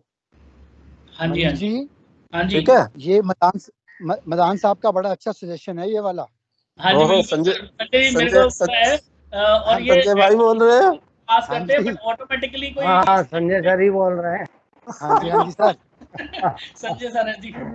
मुनीष जी ये बड़ा अच्छा सजेशन है। There has to be alert by, जब आप बुक कर रहे हो परचेज के अंदर खर्चे बुक कर रहे हो, तो देखो अकाउंटेंट को नहीं मालूम ना इस चीज का, तो उसको एक अलर्ट आ जाए, this item is under reverse charge mechanism, तो एक आपके तरफ से ऊपर अलर्ट आ जाना चाहिए ऊपर। बिल्कुल, बस जैसे गलती, ईवी बिल में हो जाता है कि जी 50,000 या 1 लाख से ऊपर का ईवी बिल हाँ जी, बनेगा, हाँ इस जी, तरीके हाँ से जी, हाँ इसमें जी, भी कोई ऐसा अलर्ट आ जाए। ये यस पॉइंट हम नोट यस, कर लेते हैं सर। और ये मतलब there is always scope of improvement. जो सजेशन आपको आप मैदान साहब दे रहे हैं या कोई और भी दे रहे हैं, उसको हाँ आप जी, नोट करके अपनी अथॉरिटीज को दो कि आगे आने वाले वर्जन्स पे उसको इम्प्रूव करें। बिल्कुल ठीक है जी सर, मैं नोट कर लेता हूँ ये चीज़। बिल्कुल सर, आपके सजेशन ऑलवेज वेलकम है, और आप देखते भी हैं कि जो आपके सजेशन है उसी के बेस पर टाइम टू टाइम टैली जो है चेंजेस भी करता है, अपडेट्स भी प्रोवाइड करवाता है। हाँ जी, हाँ जी। इसमें अभी भी एक थैंक यू प्रॉब्लम सर, है आपने जो मैम। है अपना जो हेलो वैल्यूएबल फीडबैक है। हेलो हाँ हेलो जी मैम मैम। बोलिए। हेलो, हाँ जी हाँ सर। मैं कह रहा था कि इसमें अभी भी एक प्रॉब्लम टैली में ये होती है कि जीएसटी नंबर अगर रॉन्ग होती है, किसी किसी का रॉन्ग इनपुट है और उसका पूरा डिजिट डाल दिया तो वो एक्सेप्ट करता है, लेकिन साइड पर वो रॉन्ग जीएसटी नंबर दिखाता है। तो टैली में रॉन्ग जीएसटी नंबर को नहीं आता कोई कि हाँ भाई ये रॉन्ग है तो इसको राइट किया जा सके। सर इसका आंसर मैं देता हूँ आपको। मेरा नाम मोहित है। सर मैंने जहाँ तक अभी हमने जितनी वर्किंग करी है कि अगर आप रॉन्ग जीएसटी नंबर डालते हैं, उसमें परम्यूटेशन कॉम्बिनेशन लगता है पोर्टल पे। अगर वो मैच कर जाता है तो वो एरर नहीं शो करता है। अगर वो मैच नहीं करता तो आपको एरर दिखाता है कि ये जीएसटी नंबर में गलती है, इसको करेक्ट करिए। अगर मैं गलत नहीं होता, आप मुझे बताइएगा अगर मैं टैली गलत में नहीं हूँ। टैली में आता है कि ये रॉन्ग है, इसको सही कीजिए, लेकिन कभी कभी उसको आदमी उसको सही कर लेता। सर आपका कॉल कॉल म्यूट हो गया सर। हाँ जी सर, अनम्यूट करके बोलिए सर। सर का कॉल म्यूट हो गया शायद। हेलो, हाँ जी हाँ जी, बताइए सर। वहां पे आकर के साइट पे एरर रिपोर्ट आ जाती है कि हाँ ये आपका जीएसटीएन नंबर गलत है, लेकिन टैली में करेक्ट जीएसटीएन नंबर का प्रोविजन नहीं आता। एकदम एक्यूरेट जो करेक्ट है वही एक्सेप्ट करे, नहीं तो करे ही नहीं एक्सेप्ट। सर इसके लिए ना आपको सिर्फ, मैं अभी जुलाई चल रहा है ना, आपको अगस्त एंड तक वेट करना है जितने आपकी क्वेरीज हैं। मतलब मेरे को जहाँ तक ऐसा दिखता है कि अगस्त एंड में हमारा एक नया प्रोडक्ट भी आ रहा है। अब उसके बारे में अच्छा ज़्यादा डिटेल नहीं डिस्कस करूंगा, बिकॉज वो अभी प्रोडक्ट लॉन्च हो जाए तो तब आपको दिखाऊंगा, जिसमें आपका 80-90% जितनी आपकी माइनर सी प्रॉब्लम्स है ना, ये सारी शायद उसमें सोल्यूशन मिल जाएगा। जीएसटी रिटर्न से लेके अकाउंटिंग से लेके जितने भी बेसिक जो आपको लगता है कि मल्टी जीएसटी करना है या कुछ भी करना है, वो सब चीजें उसके अंदर आपको मिल जाएंगी। हमारे उस प्रोडक्ट का नाम है मुनीष टैली जी, प्राइम, नाम है उसका। हेलो हेलो सर, हाँ जी हाँ जी राजीव सिन्हा बोल रहा हूँ। मुनीष जी जी, सर बताइए। हाँ जी, हाँ हाँ जी, जी सिन्हा बताइए। जी बताइए। हाँ जी हाँ जी, मैं कह रहा हूँ दो पॉइंट्स है मेरे। एक तो जो सर ने कहा ना आरसीएम वाली, जो अपने मदान साहब का सजेशन है। हाँ जी, सर देखो, आरसीएम में वो चेक तब लग सकती है जब हम सैक कोड के साथ उस चेक को लगाएं। जहां तक मेरा दिमाग कह रहा है, देखो आरसीएम में जब हम बिल की एंट्री करते हैं तो सॉफ्टवेयर को पता नहीं होता कि ये क्या है। अभी प्रोफेशनल चार्जेस में हम कितने बार लीगल चार्जेस को भी डाल रहे होते हैं, हाँ जी, लेकिन हाँ जी, अगर हम सैक कोड के साथ वो चेक लगाना चाहें कि जिस आइटम पे आरसीएम है, तो जब आप सर्विसेज में उसके सैक कोड को जब आप सिलेक्ट करते हो ना, तो वहां पे आरसीएम अपने आप आ जा सकता है। ये एक पॉसिबल है कि यहाँ से आप सैक कोड से आरसीएम के चेक को लगा सकते हैं। बिल्कुल सिन्हा जी, आपने जो बात बताई है कि हम एचएसएन कोड और ऐसे सैक कोड के हिसाब से हम लोग ये अगर पॉपअप लगाएं तो वो चीज़ आ जाएगी। और मोस्ट प्रोबेबली अभी मौज जी ने जैसे बताया ना कि हमारा नेक्स्ट जो वर्जन लॉन्च होने वाला है उसमें मैक्सिमम अपडेट्स आ रहे हैं। अगर उसमें ये अपडेट्स नहीं आते तो फिर हम लोग ये सजेशन देंगे कंपनी में और ये अपडेट्स करवाएंगे, क्योंकि उसमें दूसरी काफ़ी इंटीग्रेशन ऑटोमेटिकली हैं जो उसमें इनबिल्ड हैं सॉफ्टवेयर में। दूसरी सर जो जीएसटी नंबर वाली बात है ना, हाँ जी, वो तो अगर सर देखो, अगर जीएसटी का पैटर्न सही है तब तो सिस्टम के अपने लिमिटेशन है, फिर तो एरर शो नहीं करेगा। बट अगर जीएसटी नंबर के पैटर्न में जैसे 10 डिजिट का आपका पैन नंबर है, फिर आगे अगर इस पैटर्न में कहीं मिसमैच है तो एरर आएगा, वहां पे अभी भी आता है एरर हो। हाँ वो तो अभी भी आता है सर। हाँ, लेकिन लेकिन अगर पैटर्न में अगर कोई डिजिट का प्रॉब्लम है तो वो नहीं आता। नहीं सर, पॉसिबल नहीं ना। देखिए अब मान लीजिए मेरा पेन है AOKPS, ठीक है, अब आपका पेन है ATZPS, तो अगर AOKPS और ATZPS कुछ भी हो सकता है ना बिल के ऊपर। तो अगर अल्फा न्यूमेरिक का पैटर्न बिल्कुल सही है तो सिस्टम के लिमिटेशन है, सिस्टम कुड नॉट डिनाई, वहां पे तो सिस्टम डिनाई नहीं कर सकता। अगर GST नंबर का पैटर्न ही मैं गलत डाल रहा हूँ, जैसे मैं स्टेट कोड को 4 डिजिट डाल, सही बात, तो वो एरर बताएगा, सिस्टम अपने आप बताएगा एरर वहां पे। तो नहीं सिन्हा जी, ये चीज़ हमने नोट कर लिया है। एक बार हम लोग सजेशन देंगे कंपनी में, और जो क्वेरीज हैं हमारी उसको रिजॉल्व करेंगे, और मैं आपको बता भी दूंगा, मदान साहब को भी बता दूंगा, मदान साहब की जो क्वेरीज हैं। इसमें यार 2 चीजें हैं मुनि जी, एक तो ये है, और दूसरा मैन्युफैक्चरिंग कंपनी के लिए ना थोड़ा एक ना जो बिल ऑफ मटेरियल वाला जो कंसेप्ट है ना, जो कॉस्टिंग में आता है, प्रोडक्शन वैल्यू को एसेस करने में बहुत दिक्कत आती है। क्या होता है नॉर्मली मैन्युफैक्चरिंग यूनिट में कि हम लोग प्रोडक्शन के अंदर रॉ मटेरियल को ना पास ऑन कर रहे होते हैं, ठीक है। एक कंसेप्ट है बैच बनाने की, कि जैसे एक पर्टिकुलर प्रोडक्शन में कितनी कॉस्टिंग आ रही है, तो वो मेरे को टैली में बात समझ नहीं आती कि बिल ऑफ मटेरियल कैसे जनरेट होगा। अगर मान लो मुझे बैच बनाना है एक पर्टिकुलर कंट्रैक्ट का, जैसे मुझे इस कंट्रैक्ट पे काम करना है, आप कॉस्टिंग में जाओगे ना तो एक कंसेप्ट आता है बिल ऑफ मटेरियल। जी सर। सर टैली में तो बिल ऑफ मटेरियल बनता है पूरा, आपको मतलब आपको बनाना है पूरा। अगर हाँ, आपको एग्जांपल कोई भी चीज क्लियर नहीं है मेरा, थोड़ा सा यहाँ पर कंसेप्ट क्लियर, वो कैसे कहाँ बनता है वो सिन्हा जी, वो आप हमसे सीख लीजिएगा, हम आपको सिखा देंगे बिल ऑफ मटेरियल कैसे बनता है, उसकी जर्नल एंट्री पास कैसे होती है, जब हम उसकी सेल बुक करते हैं तो उसका कैसे प्रोडक्शन में इफेक्ट आता है, वो सब कुछ हम बता देंगे आपको। नहीं, जर्नल एंट्री नहीं होता, बात समझिए सर। उसमें बिल ऑफ मटेरियल जो है ना प्री रिक्विजिट है कि मुझे ये करना है कि इसके अंदर इतना ही मटेरियल लगना चाहिए। अगर मैं उससे ज्यादा मान लो बिल ऑफ मटेरियल में मैंने कहा जी कि मेरा 1 टन इसके अंदर में लोहा लगेगा, ठीक है। अब मैं वो लोहा 1 टन 20 किलो अगर मैं फीड करता हूँ तो सिस्टम को वेस्टेज क्या या उसका एरर देना चाहिए कि ये आपके बिल ऑफ मटेरियल से वेरी कर रहा है, मतलब वेरिएंस आनी चाहिए। एक मिनट आशु जी, एक बार आप जवाब दीजिए। आशु, आपको आवाज आ रही है? आशु सर, अगर आपने बिल्स ऑफ मटेरियल में स्क्रैप का मेंशन करा तो वहाँ पर शो होगा ना। हाँ जी सर। हेलो सर, वो बिल ऑफ मटेरियल में अगर आप परसेंटेज वहाँ मेंशन कर देते हैं ना, ऑटोमेटिक कैलकुलेशन दे लेता है वेस्टेज की, और वो आपको दिखा देगा कि इतनी परसेंटेज और इतनी वैल्यू में आपकी ये वेस्टेज आ रही है। अच्छा, परसेंटेज स्क्रैप का है उसके अंदर में? हाँ जी, परसेंटेज में भी है और वैल्यू वाइज में भी है। ठीक है, चलो वो मैं ट्राई करके देखता हूँ जरा, मुझे क्लियर नहीं।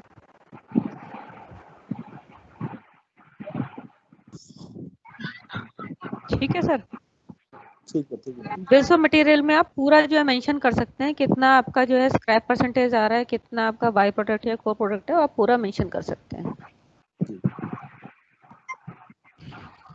ठीक है सर, ठीक है Meenakshi ma'am, thank you so much, and Munish ji thank you so much. अभी मैं सर 5 मिनट और लूंगा आपके। आपको मेरी आवाज क्लियर आ रही है सर सब लोगों को? आशु जी मेरे को कोई कंफर्म कर दो, मेरी आवाज आ रही है?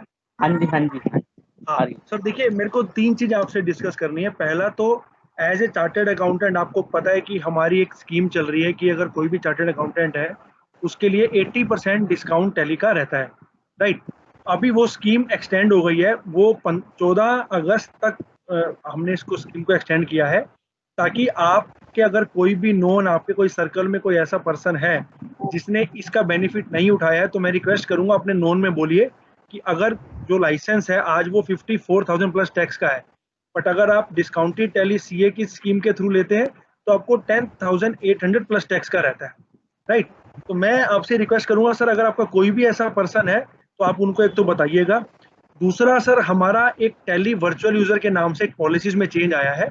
ये उन लोगों के लिए है जो टैली को क्लाउड पे यूज करते हैं। मैं दोबारा बोलता हूँ, जो टैली को क्लाउड पे यूज कर रहे हैं हमने उनकी पॉलिसीज में एक चेंज किया है। वो चेंज क्या किया है कि अभी तक हमारा लाइसेंस जो था वो लैन पे चलता था, सिंगल यूजर में एक टैली चलता था एक सिस्टम पे, एंड मल्टी यूजर पे लैन पे अनलिमिटेड टैली हम वर्किंग कर सकते हैं। बट अभी करंट सिचुएशन को देखते हुए, वर्क फ्रॉम होम के इन्वायरमेंट की डिमांड को देखते हुए, प्लस कुछ कस्टमर्स के फीडबैक आए हमारे पास कि हमारे जो लाइसेंस है वो वर्चुअल अगर मैं क्लाउड पे चला रहा हूँ तो टैली कोई ऑथराइजेशन नहीं थी। तो उस ऑथराइजेशन को देखते हुए हमने टैली वर्चुअल यूजर के कंसेप्ट को मार्केट में लेकर आए हैं। इसमें सर क्या होता है कि आपको टैली क्लाउड पे एक्सेस करना है।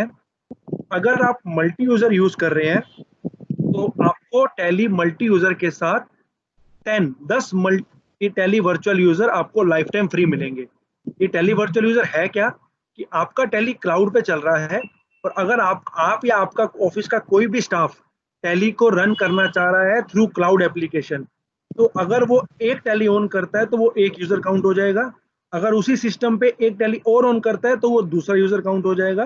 तो ऐसे हम आपको 10 user tally multi user 10 tally virtual user हम आपको मल्टी यूजर के साथ इनबिल्ड करके दे रहे हैं। अगर आपके 10 से ज्यादा यूजर्स हैं तो आपको सर, अगर अभी आप यूज कर रहे हैं मान लो टैली के क्लाउड पे, तो आप हमें बता दीजिएगा ताकि हम आपके यूजर को इंक्रीज कर देंगे। ये 31 मार्च 2021 तक फ्री रहेगा। उसके बाद अगर आपको 10 से ज्यादा यूजर्स की रिक्वायरमेंट रहेगी तो आपको पर यूजर 2700 रुपए प्लस टैक्स आपको चार्ज देना पड़ेगा। ठीक है, ये सिर्फ उन्हीं के लिए है जो क्लाउड पे टैली को एक्सेस करते हैं। ठीक है, सेकंड पॉइंट मेरा ये हो गया। थर्ड पॉइंट सर, आप अपनी प्लीज रिलीज को चेक करिएगा, आपकी रिलीज कौन सी चल रही है। बिकॉज टैली ऑन ब्राउजर हमारा एक और फीचर है, ट्रिप बोलते हैं, टैली रिपोर्ट इन ब्राउजर, जिसमें आप टैली को बिना इंस्टॉलेशन करे मोबाइल से, टैबलेट से, लैपटॉप से कहीं पर भी बैठ के 100% रिपोर्ट टैली की देख सकते हो अपने मोबाइल से। तो ये जब भी पॉसिबल है जब आपका TSS एक्सपायर नहीं होगा। तो मेरी रिक्वेस्ट है, अगर आपका अपना वर्जन चेक करिएगा 6.6 से अगर पहले का आपका कोई रिलीज है तो प्लीज अपना रिलीज अपडेट करिए, ताकि आपको ये जो फीचर मैंने आपको बताया है कि आपको टैली को बिना इंस्टॉल करे आप कहीं पर भी बैठ के टैली को एक्सेस कर सकते हो, सिर्फ रिपोर्ट्स देख सकते हो। और अच्छी बात यह है कि मोबाइल से आप रिपोर्ट देख सकते हो, वहीं से डाउनलोड भी कर सकते हो, और वहीं से आप किसी को, आप मान लो आपने प्रॉफिट एंड लॉस देखना है, आपने किसी की आउटस्टैंडिंग देखनी है, कोई कस्टमर आपका आउटस्टैंडिंग के लिए बोलता है, तो आप वो रिपोर्ट उसी मोबाइल से निकाल के आप वहीं से PDF और एक्सेल में डाउनलोड करके अपनी उस पार्टी को भेज सकते हो। ये टैली में इनबिल्ट फ्री ऑफ कॉस्ट है। तो इसके लिए हमें अपने मोबाइल में टैली इंस्टॉल तो करना होगा ना, या नहीं? नहीं सर, नहीं, टैली इंस्टॉल नहीं करना। अच्छा, नहीं करना। अच्छा सर, एक बात बताइए, ये जो क्लाउड वाली फैसिलिटी है, जो अपने वर्जन जो CH वाली वर्जन है, ये इसमें भी है ना क्लाउड का तो फैसिलिटी? हाँ जी, आपका मल्टी यूजर है ना सर, आपको 10 यूजर्स तो फ्री ऑफ कॉस्ट रहेंगे लाइफ टाइम। मल्टी यूजर है, हाँ मल्टी यूजर है, CA का जो 80% डिस्काउंट CA का सर मल्टी यूजर ही बोलते हैं CA को, बिकॉज आपको, आप एज ए चार्टर्ड अकाउंटेंट है तो आपको तो वैसे भी हम 80% डिस्काउंट देते हैं। तो अगर मैं वही कह रहा था कि आपका मल्टी यूजर में आपको 10 क्लाउड के यूजर्स एक्सेस करने के हम आपको साथ में फ्री देंगे। अच्छा, ओके। नहीं तो वो जो टैली अगर CA वाला क्लाउड पे लेना है तो उसके लिए सेपरेट पेमेंट करनी पड़ेगी सर। क्लाउड के तो आप देखिए, अभी आप क्लाउड जो परचेज करते हैं वो आप नॉर्मल कहीं से भी परचेज कर सकते हैं, बट उस पर आपको एक्सेस करने के लिए, ताकि आपके डाटा सेफ और सिक्योर रहे, वो टैली की ऑथराइजेशन आपको लगती है। अभी इससे पहले क्या होता था, मैं आपको प्रैक्टिकल एक सिनेरियो बता देता हूँ कि एक लाइसेंस मल्टी यूजर कोई कस्टमर बेचारा यूज कर रहा होता था, उसका लाइसेंस होस्ट करके पता नहीं कितनी दुनिया ने कहाँ का सेल कर दिया था। तो जिससे क्या होता था, जिसका लाइसेंस चल रहा था उसको पता ही नहीं था कि मेरे कितने यूजर मार्केट में चल रहे हैं। तो आज वो हम उनको ऑप्शन दे रहे हैं कि अगर आपने ऐसा कुछ किया हुआ है तो अपने लाइसेंस को बंद कर दीजिए, और आपको जो हम मल्टी यूजर में 10 एक्सेस करने की परमिशन दे रहे हैं, ताकि आपका डाटा जो है मिसयूज में ना जाए, आपका वर्क फ्रॉम होम में कोई प्रॉब्लम ना है। टैली की ऑथराइजेशन लाइसेंस अगर आपने लिया तो लाइसेंस पॉलिसीज में तो यही कहते हैं सर कि मान लो मेरे को टैली को कहीं और एक्सेस करना है तो मेरे को परमिशन तो लेनी पड़ेगी ना, ताकि मेरा कोई भी एरा गेरा उठा के मेरे टैली को एक्सेस कर सकता है। तो इन सब चीजों को रोकने के लिए हमने इस टैली वर्चुअल यूजर को लॉन्च किया है। You are right. मेरा सिंपल क्वेश्चन ये था कि जो लोग अभी क्लाउड पे नहीं इस्तेमाल कर रहे हैं, अगर वो क्लाउड पे इस्तेमाल करना चाहे तो क्या करना है, ये पूछ। सर, अगर आप क्लाउड पे नहीं हैं, आप क्लाउड पे टैली को यूज करना चाह रहे हैं, तो आप मुनीश जी से क्लाउड का जो सॉल्यूशन है वो ले लीजिएगा। उस पे जो टैली एक्सेस करनी है उसमें आपको 10 यूजर हम आपको देंगे साथ में। तो सर इसकी कॉस्ट कितनी आएगी सर? वही तो क्लाउड की सर पूछा। मुनीष जी आपको यूजर में भी कुछ सर इसके बारे में मैं आपको बता दूंगा कॉस्ट के बारे में कि क्लाउड की क्या कॉस्ट है और वर्चुअल यूजर की क्या कॉस्ट है, उसको हम कैसे मिनिमाइज कर सकते हैं, वो सारा सोल्यूशन अलग अलग हैं, वो मैं आपको पर्सनली गाइड कर दूंगा। चलो मुनीष फोन कर सर लेना फिर। ठीक है सर। हाँ एक सर एक का सर का क्वेश्चन रोहित जी का किसका है मेरे को पता नहीं सर, क्या क्वेश्चन पूछ रहे हैं आप? जी सर, मैं ये कह रहा हूँ कि मल्टी यूजर में तो जैसे सर बता रहे हैं कि 10 क्लाउड मेंबर जो है आप अपने साथ जोड़ सकते हैं, बट जो सिंगल यूजर है, क्या उसके लिए भी कोई 1 या 2 की फैसिलिटी है? सर सिंगल यूजर में एक ही टेली वर्चुअल यूजर मिलेगा। मतलब मान लो आपका लाइसेंस आपका ऑफिस में चल रहा है और आप क्लाउड पे उसको एक्सेस करना चाह रहे हैं, तो आप एक ही बार एक ही सिस्टम को एक्सेस कर सकते हो, उसके बाद वो चलेगा नहीं, वो आपको मना कर देगा चलाने से। ओके, और सर स्पीड में कोई इशू तो नहीं रहेगा? ना कोई चांस ही नहीं सर, ना कोई चांस ही नहीं सर। आपको एक अच्छी बात और बताता हूँ, कुछ कस्टमर से हम लोग डेली इंटरेक्शन कर रहे हैं, बहुत से कस्टमर्स की ना लोकेशंस काफी ज्यादा होती हैं, तो वो डाटा सिंक और वो उन चीजों में ना वो बेचारे बड़े परेशान रहते थे। तो कुछ लोगों ने सोल्यूशन अलग लिया, कुछ ने अपने टैली को क्लाउड पे डाल के यूजर्स बना दिए, ताकि मेरा डाटा की जो फ्लो की है या कुछ कंकरेंसी का इशू आ रहा है, ताकि उसमें सारा मेरे को सोल्यूशन मिल जाएगा। तो ये सारा कुछ कस्टमर्स इसको अडॉप्ट कर रहे हैं, बिकॉज अभी टेक्नोलॉजी में चेंजेस हो रहे हैं, वर्क फ्रॉम होम का एनवायरनमेंट चेंज हो रहा है, तो वो सब चीजें से धीरे उसको देखते हुए हमने ये पॉलिसीज को लॉन्च किया है। जी, तो उसके लिए मुझे हमें आपसे बात करनी है बस, है ना, क्लाउड मेंबर लेने के लिए? हाँ, क्लाउड के लिए आपको मुनीष जी से आपको हेल्प लेनी पड़ेगी, आपको वो बेस्ट सोल्यूशन क्लाउड का दे देंगे उस पर एक्सेस करने की, ताकि आपके डाटा का मिसयूज ना हो, वो परमिशन हम आपको देंगे सर। जी, ठीक है, थैंक यू। तो ये सर 3-4 चीजें आपसे डिस्कस करनी जरूरी थी। तो एक तो अगर 80% डिस्काउंट में अगर आपका कोई भी नोन, आपका कोई रिलेटिव कोई भी है जो नहीं, जिसने अडॉप्ट किया स्कीम को, वो ले लेंगे, क्योंकि उसके बाद ये स्कीम खत्म हो जाएगी। उसके बाद जो लाइसेंस आपको 10,800 का मिलता है, वो फिर लाइसेंस 27,000 का मिलेगा सर। राइट सर, तो यही सर मेरा एक तरफ से सेशन था। मुनीष जी आप कुछ कहना चाहेंगे? बिल्कुल। Thank you Mohit ji, Meenakshi ji, thanks to all CA professionals to join our webinar today. मैं सिर्फ 1 ही मिनट लेना चाहूँगा आपका। आज जो हमने वेबिनार लाइव किया है, इस वेबिनार का रिकॉर्डिंग हम लोग कर रहे हैं और ये रिकॉर्डिंग आपके साथ शेयर होगा through our YouTube channel. Accounts bureau का एक यूट्यूब चैनल हम लोगों ने बनाया है। इस चैनल पे हम लोग जो भी अपडेट्स हैं, टैली के अपडेट्स हैं, वो हम शेयर कर रहे हैं, अपने वेबिनार शेयर कर रहे हैं। आप सब्सक्राइब करें, लाइक करें, ताकि आप लोगों तक हमारा अपडेट्स टाइमली पहुंच पाए। Thank you all. ठीक है Munish ji, thank you so much, and thank you so much to all of you जिन्होंने अपना इंपॉर्टेंट टाइम देके हमें बताया, and all thanks to Meenakshi ma'am and accounts bureau team and Akshay, जिन्होंने इतना एफर्ट लगा के इस इवेंट को सक्सेसफुल किया। और एक लास्ट बात बोलूंगा सर, ये सेशन कंटिन्यू चलते रहेंगे। आपके पास कोई भी डाउट, कोई भी इंक्वायरी हो, आप प्लीज हमें पूछिएगा। आपको लगता है आपके कस्टमर्स के लिए हमें सेशन करवाना है, हम फ्री ऑफ कॉस्ट आपके कस्टमर्स के लिए भी करवा देंगे। आपको लगता है कि आप सब लोग मिलकर अपने आर्टिकल्स के लिए करवाना चाहते हैं, हम वो भी फ्री ऑफ कॉस्ट करवा देंगे। हम आपके लिए 24/7 हमारा सर गेट ओपन है। आप हमें बताइए कि आप हमें टैली से ये हेल्प चाहिए, अगर आप सब लोग मिलके एक यूनिटी बना के अपने आर्टिकल्स का ये सेशन करवाना चाहते हैं, हम वो भी कर देंगे। राइट मुनीष जी? बिल्कुल राइट सर।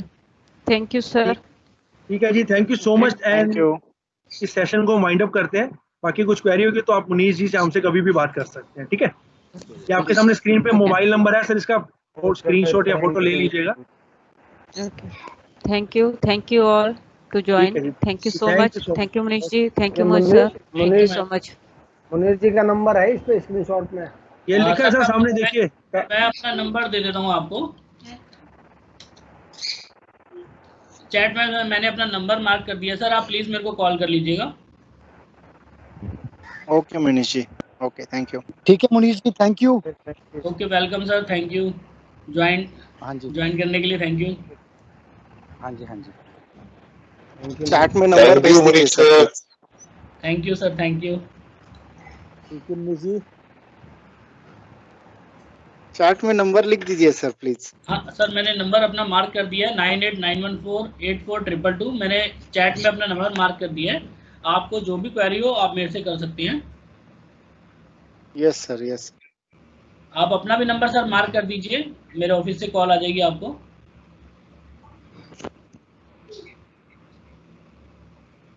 ठीक है मनीष जी, फिर करते हैं बात।